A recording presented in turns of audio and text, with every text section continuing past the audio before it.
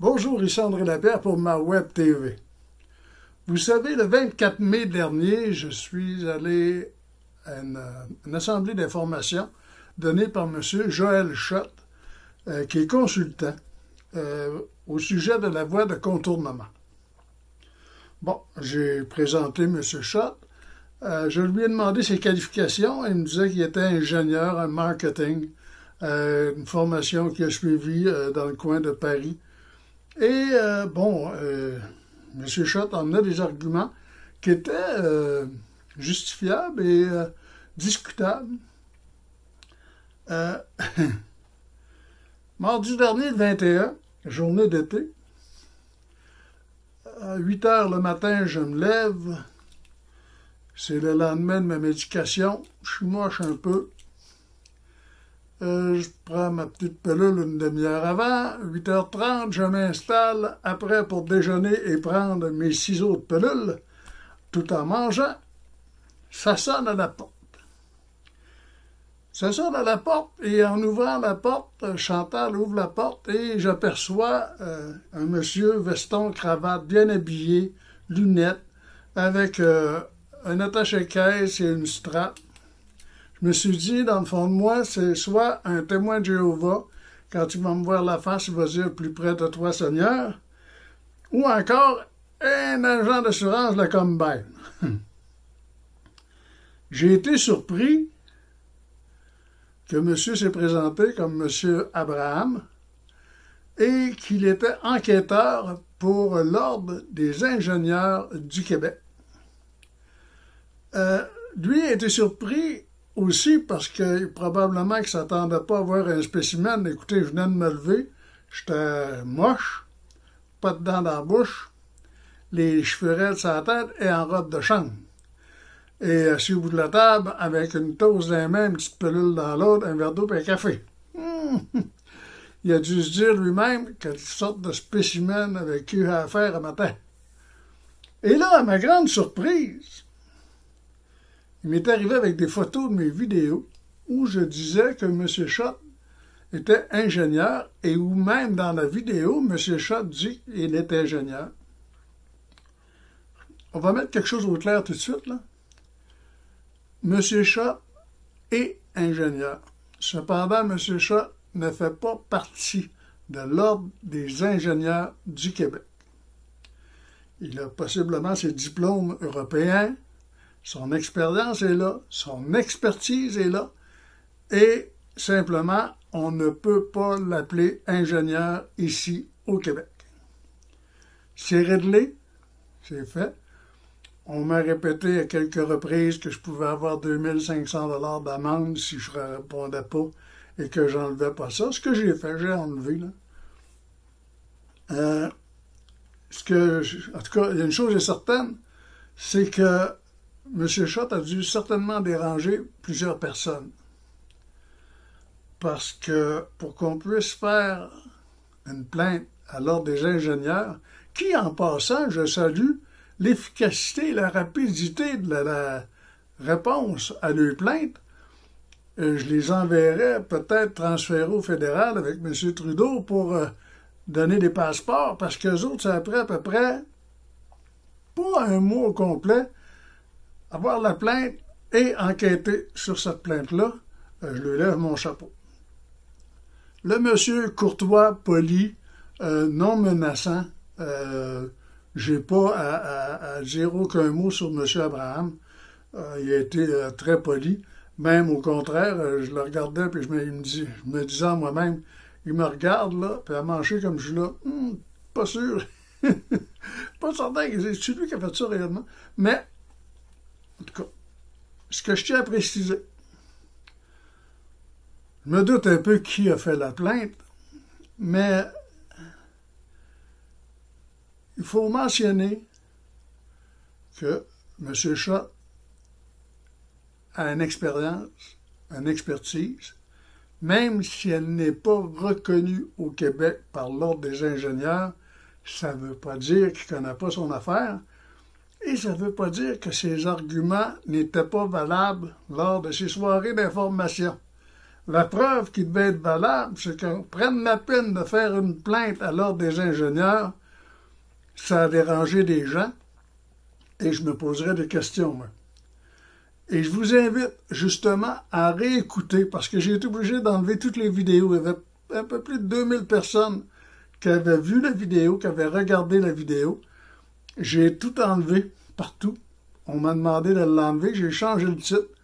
Et là, bien, je vous invite à réécouter, encore une fois, l'entrevue de M. Schott, réalisée le 24 mai dernier. M. Schott, qui est consultant dans le dossier de la voie de contournement. On écoute ça immédiatement. Bonne journée. Le manipulateur. Vous êtes ici à Lac-Mégantic, à la salle Bestar ce soir, pour informer les gens sur cette voie de contournement là, qui est presque en controverse, si on peut dire, là, à l'heure actuelle. Quels sont les dangers, les grands dangers de cette voie de contournement? Alors en fait, les dangers sont multiples. Par contre, il y a vraiment un danger de base, de référence. Le danger d'une voie de chemin de fer, c'est quoi? C'est un virage. Autrement dit, quand vous êtes en ligne droite, vous pouvez rouler vite, c'est pas un problème. Par contre, dès que vous rencontrez un virage, c'est là où les difficultés apparaissent. Or, le projet qui est proposé a plus de virages que la version d'origine, celle qui a malheureusement provoqué l'accident. Okay. Maintenant, il y a beaucoup de choses qui ont changé depuis le début du trajet. Depuis l'arrivée du CP, on dirait que c'est bar open. On peut faire à peu près tout ce qu'on veut. Et on me disait même qu'il y avait déjà commencé la construction des modules pour le pont. On n'a même pas encore l'accord de ces gens-là. On parle de nappe phréatique. Parlez-moi de ça.